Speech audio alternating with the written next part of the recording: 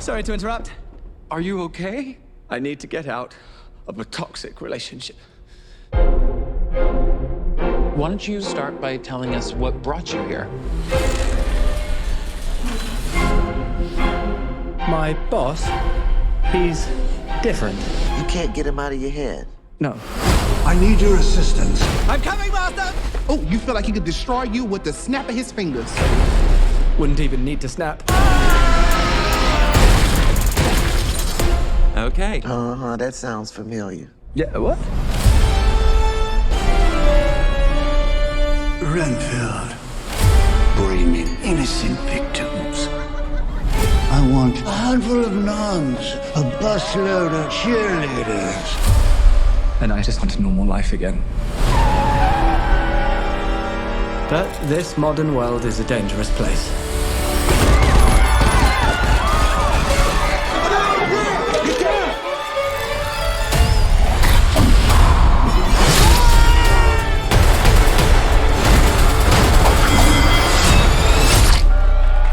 Thank you.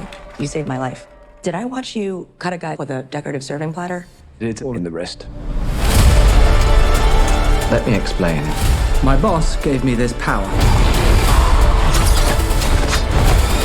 In return, I tend to his needs, including care, feeding. You bring him people to eat?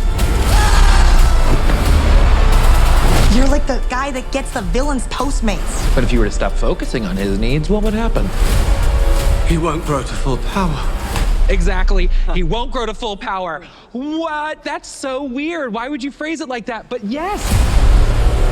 Hi. Are you here for the meeting? Well, come on. No! Some call me the Dark One, others the Lord of Death. To most, I am Dracula. Okay, obviously we're dealing with a little bit more than just narcissism here. Now, let's eat.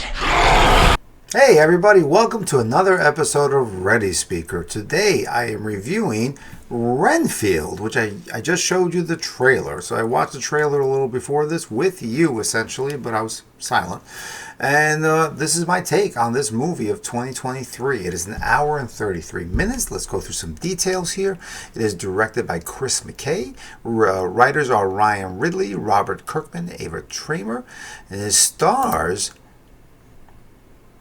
Nicholas Hoult as Renfield, Nicolas Cage as Dracula, Awkwafina as Rebecca, Ben Schwartz as Tedward Lobo, as Benjamin Schwartz, and actually a friend of mine is in this. Well, not a friend, but he was an acquaintance. We met on set years ago. Adrian Martinez as Chris. So, what do we think about this? Well, the take from most people is it's another Nicolas Cage movie where he just sort of does the Nicolas Cage things. And I disagree. I think it's not a Nicolas Cage movie in that sense. So when I looked at this, I was sort of, excited about it. I wanted to see Nicolas Cage do his thing and sort of like see how he could really chew up this film. I've seen some recent things that are, more low budget, more, just paying the bills for him. But something can be really, really fun. I think he can have a lot of fun with characters. There's, I think, 2 or 3 scenes in this film where he does do the Nicolas Cage sort of thing. And I think in one of the trailers or a clip they show him when he has it's sort of like a group meeting for people in abusive relationships, and that's where Renfield goes. So part of the story is Renfield's now in the U.S. He's been kept alive by Dracula for a long last time. He gets superpowers by bugs. So there's spoilers here. He gets superpowers by eating bugs.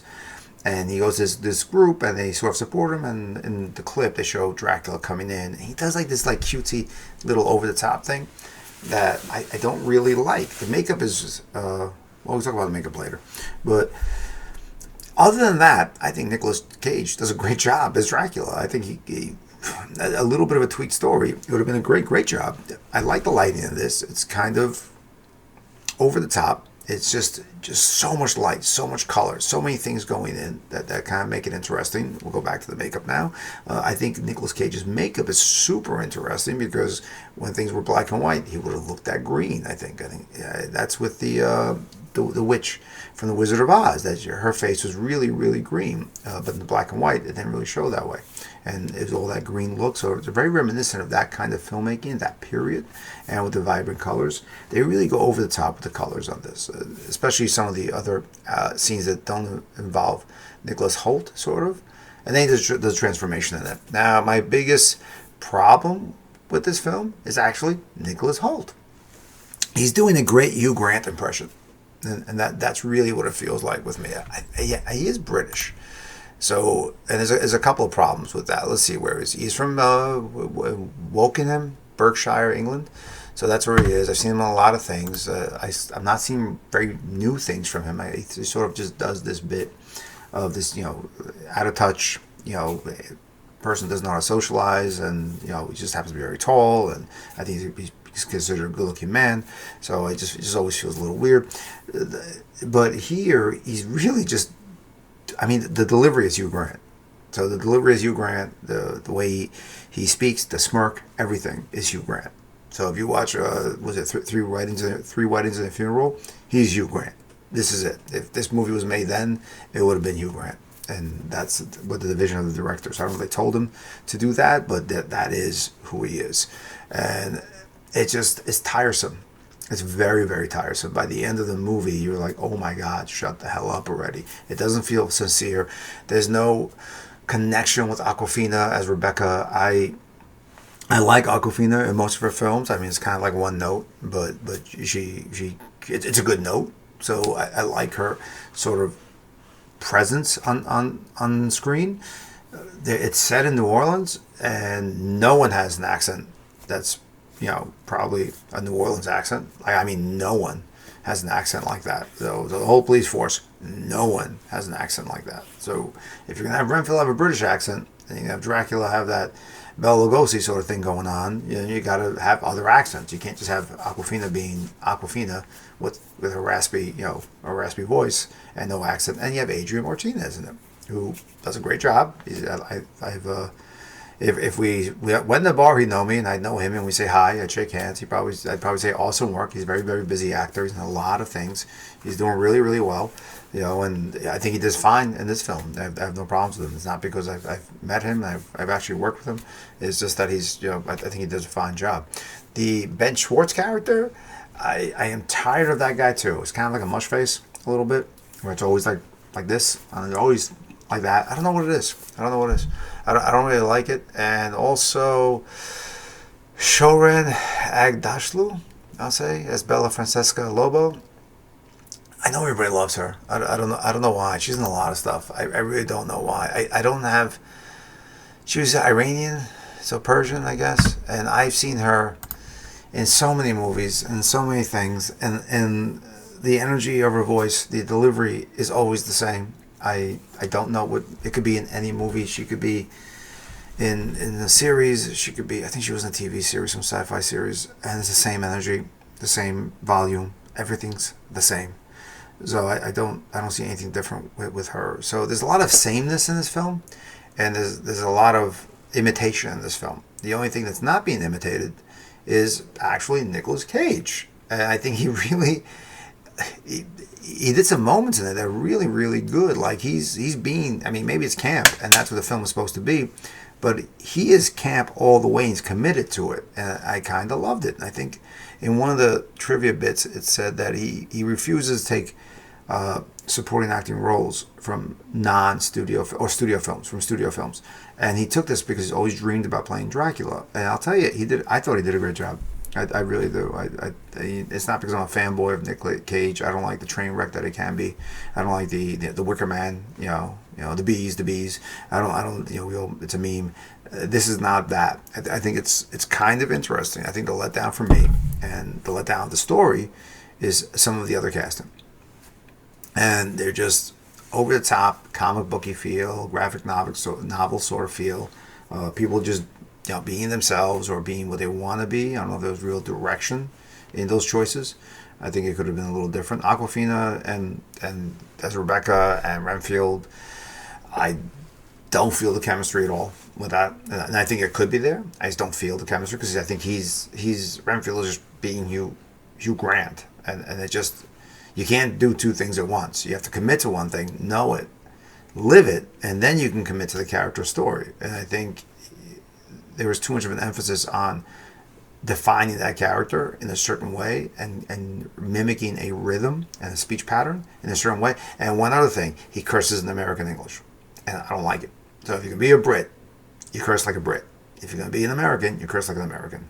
There's a lot of ways that we differ in the way we curse, and those things matter. They matter a lot. A Brit person will take great offense to the curses that we use, and we take great offense to the curses they use. And yet to them, it's everyday speak, and to us, it's everyday speak. So it doesn't have that same weight. So, I mean, in Britain or the UK, Ireland, you can say the C word all you want, and it just means something different. It just means something totally different than what it means in the US. And the way we use the F-bomb here is different than the way they use it. And there's a couple of curses in there that just make no sense. So I'm not even going to look up the writers. It doesn't matter to me. It's a fail point. If he's going to be a Brit, let him be a Brit. If he's going to be an American, then let him be an American. You can't go in between. It just doesn't work that way. It just never works that way, especially a character that's probably not socializing with Americans. He's just getting food for Dracula for however long he's been here. It just wouldn't. It would still be very British, and I think that there's a fail on that. Otherwise, I mean, it's an interesting idea. I think it's a little over the top with the bug eating and superpower thing. I don't think I really needed to see that. I don't think it needed to be there. It became a superhero film in a way. Imagine Thanos losing the Silver Surfer in a way. That's probably a good way to look at it, like Thanos and... Is it Thanos? No, it's Galactus. Galactus and the Silver Surfer. Sorry. The Galactus losing Silver Surfer as an envoy, as a servant. So I think it's sort of like that a little bit. So very comic book feel, very comic book rhythm, very comic book lighting and cuts and sort of humor in that. So it's trying to be that witty sort of thing, and it just doesn't move across the table well. Again, Nicolas Cage, I thought did a great job. Everything else, I don't know. I could leave it. I wasn't really. Adrian, good job. I know you're not watching this, or you might, but good job. But everything else, I thought it was a little off, a little off. Just the rhythm, maybe the editing. I don't know. But definitely, Renfield was Hugh Grant. So if you like Hugh Grant, I guess I like Hugh Grant. I think he's great. I just don't need to see somebody imitate him to such a detail in another type film. So if I want to see him, I'll see him in the movies he's actually in. So that's it. So like, subscribe, watch more of my reviews. Come on, maybe change my mind about this film. Tell me something I don't really get, and maybe we can talk through it and I'll change my mind. I am open to changing my mind. So anytime you want to, I'm here. And all the best. This is Roland Rucci from Ready Speaker. Good night. Bye.